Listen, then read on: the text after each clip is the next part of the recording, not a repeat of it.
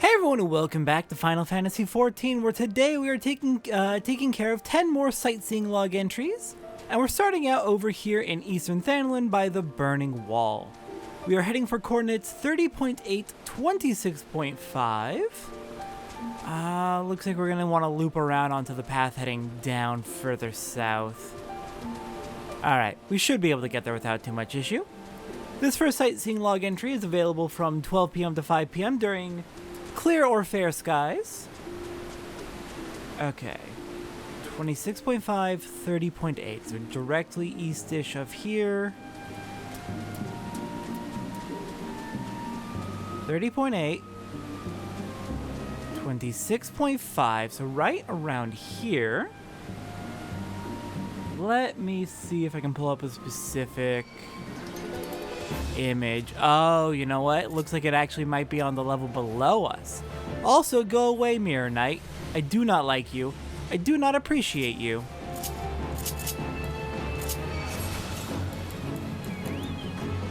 But yeah, that looks like it might actually be on the lower level, taking a look at the map that is provided by a lovely sightseeing log tracker that I've been using, which is tylian.net/sslog.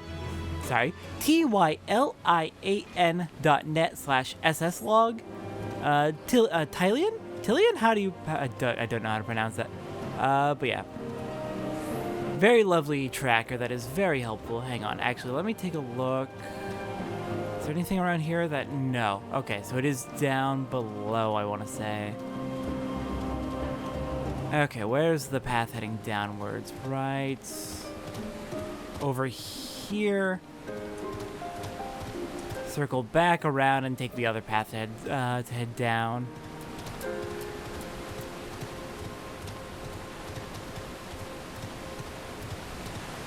Okay, so 30.8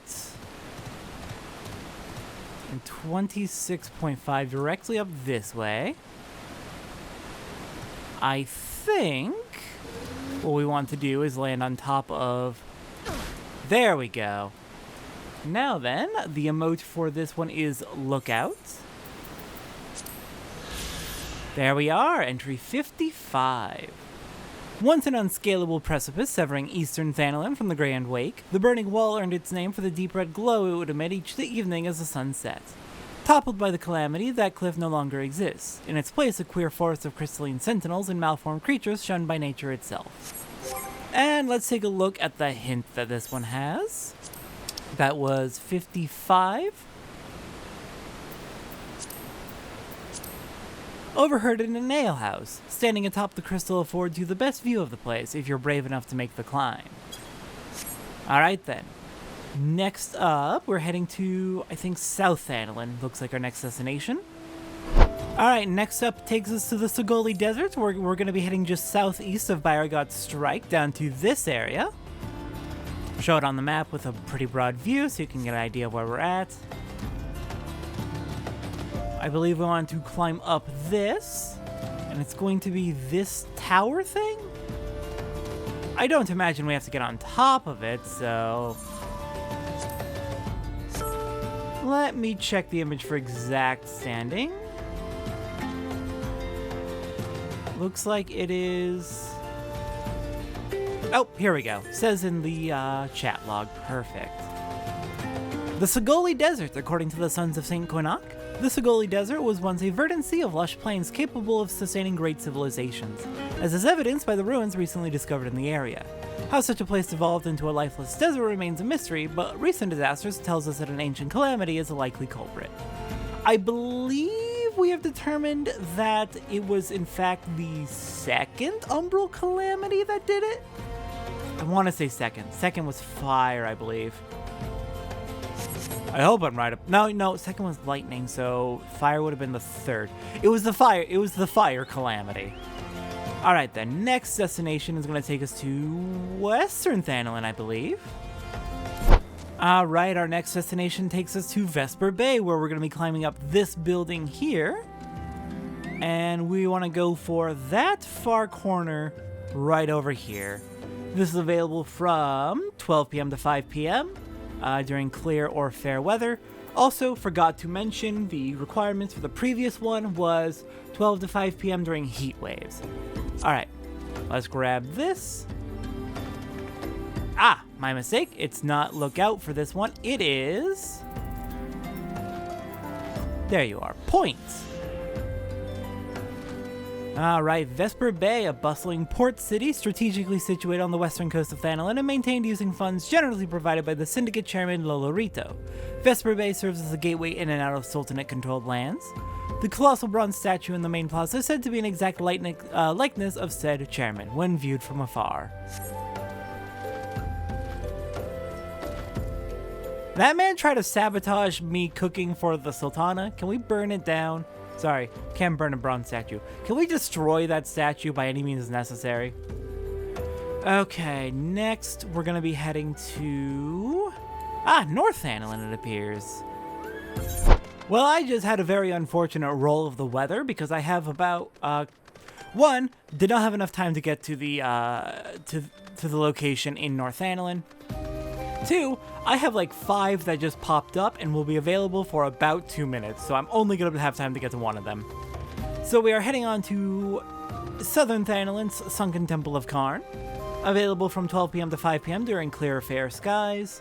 Coordinates 23.8, 11.9.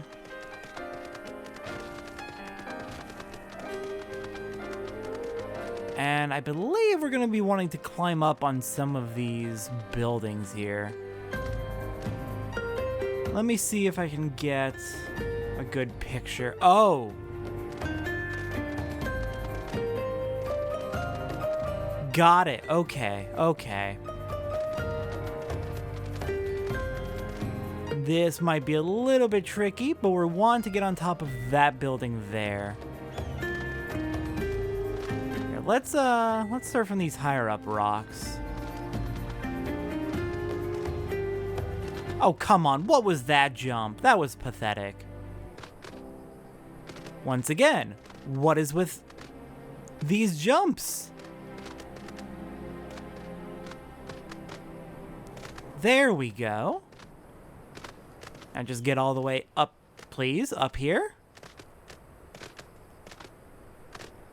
Please. How? There we go. Alright, made it. Alright, most scholars of ancient Baladian civilization claim the twisting labyrinth of complex chambers to be a place of worship dedicated to the sun goddess Azema. Recent diggings, however, have uncovered the older chambers buried beneath the new, containing relics not of the Sixth Astral Era, suggesting that the temple may have been built by a different people. Interesting. Alright, there's number 61 done, and I'm forgetting to read the dang hints, so let's go ahead and take care of that.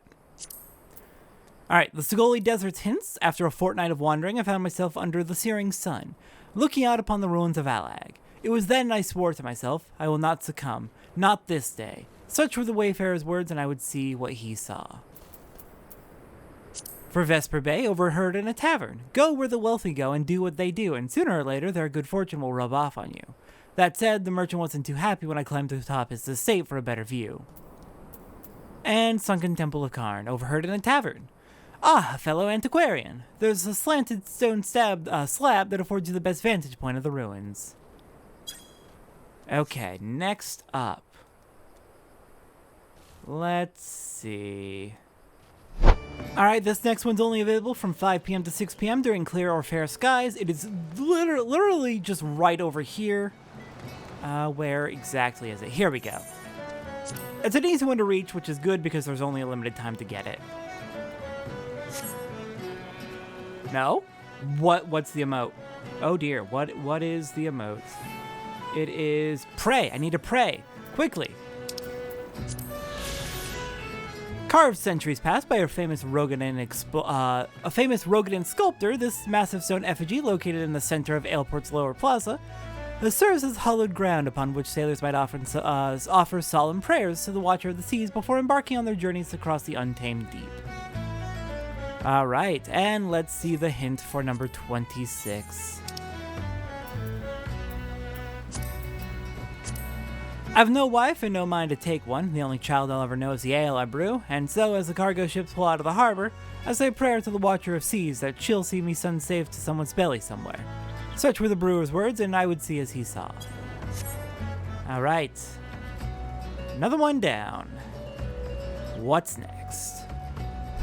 Alright, our next sightseeing log entry takes us past the tower where we found shelter for Biggs and Wedge. Back when they escaped from the Garleans. We're going to be heading into the cave where one of the places where we looked for Biggs at, known as the Fury's Gaze. This one's available from 6 p.m. to 5 a.m. during blizzards and snow. And we're just got to stand right here looking at the stalactite ahead, where we are going to just look out. I'm surprised it's not a prayer. A place holy to all Ishgardians, it is believed that when a man stands within this hidden grotto, the Fury herself will reach deep into the darkest recesses of his soul and lay out his sins before him, allowing the man to repent those failings. Monument Tower was built nearby to protect this hallowed ground from the taint of dragons and heretics. Alright, there's number 73. And let's check the hint. Dragons, heretics, I've stared into the eye of many of a foe. The stone has no eyes, yet no other gaze can pierce me to the very depths of my soul. Such were the knight's words, and I would see as he saw. Alright, we got a couple more available right now. Alright then, back in North Shroud, we are just west of Falgord Float, heading south. Our coordinates are going to be 1632, and I believe I know where we're heading. This one is going to be available from 6 p.m. to 5 a.m. during clear and fair skies.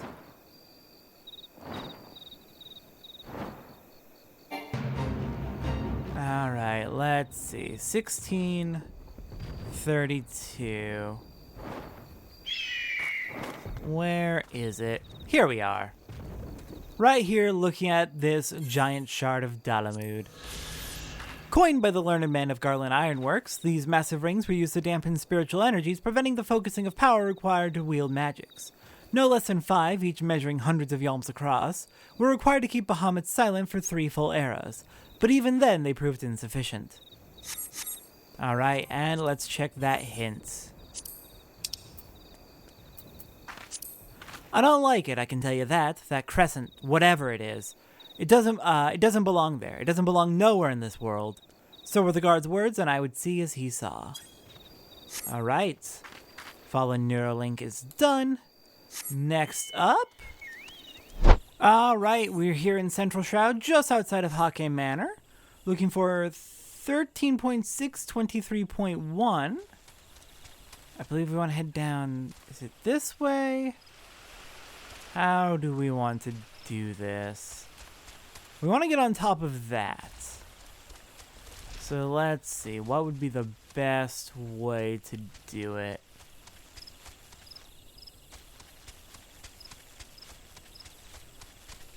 We've got these rocks here that might be not real. Oh, maybe. How about these? No. We want to get up there somehow.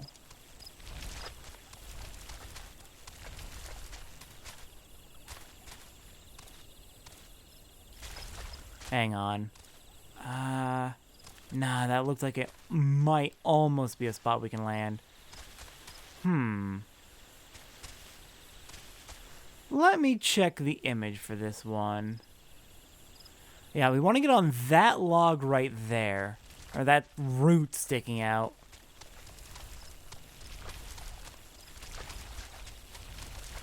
Which kind of means we want to get on top of this right here. That looks like it should. Oh god, we should be able to stand on that.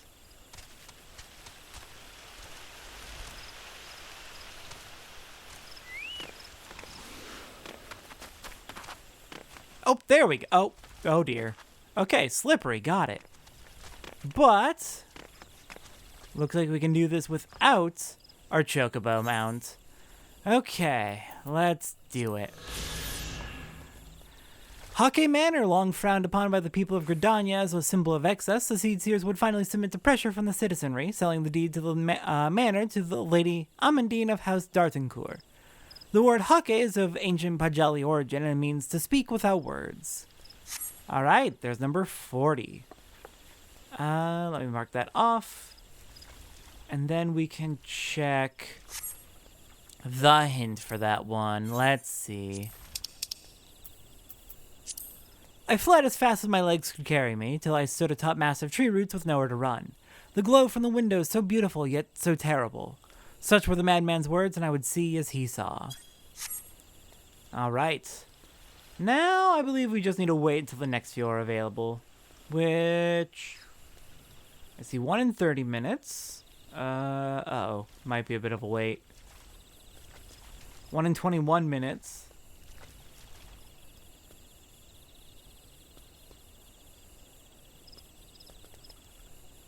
Yeah, we might have... Yeah, we're going to have a bit of a wait here. The next ones to appear are going to be 21 minutes from now. Lovely. Alright, the next one is going to take us to the ship graveyard here in Western Lenosia. Looking for coordinates 17.2, 36.3, 6 p.m. to 5 a.m. during... that looks like a monsoon. How's it described? Gales. Gales is how it's described. Now then, what are we looking for specifically? 17.2, 36.3, right here? This? Okay, well first let's get rid of you. We've got 37 minutes in game, so we're fine. We're fine. That's like a minute and a half. Alright, so right here on top of this, I guess? And the emote is, as usual, going to be lookout. Oh, crap. Let's pull that back up. For centuries, ships wrecked off the shores of the southern Vilbrand have been carried upon the currents to this quiet inlet, a timeless reminder of the deep's boundless wrath. So many are the wooden corpses which populate this watery lich yard, it is said that for every hole visible above the waves, a score more slumber beneath. And the hint, if you're wise, you won't look too closely. It's not just flotsam that the dark tides drag in, and there are sights what could haunt the bravest of men for life. You'll not catch me dead going there, least of all at night. Such were the lighthouse keeper's words, and I would see as he saw. Alright, that's number 27 done. Next one should be popping in just a moment. Alright, and our last one we're taking care of today is going to be here in Quarry Mill. Let's see, requirements are 5 a.m. to 8 a.m. during clear or fair skies. And I believe we want to hop on to... No, I think it's going to be this house down here. Yeah, those coordinates look correct.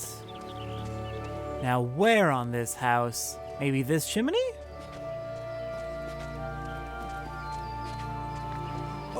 Oh god.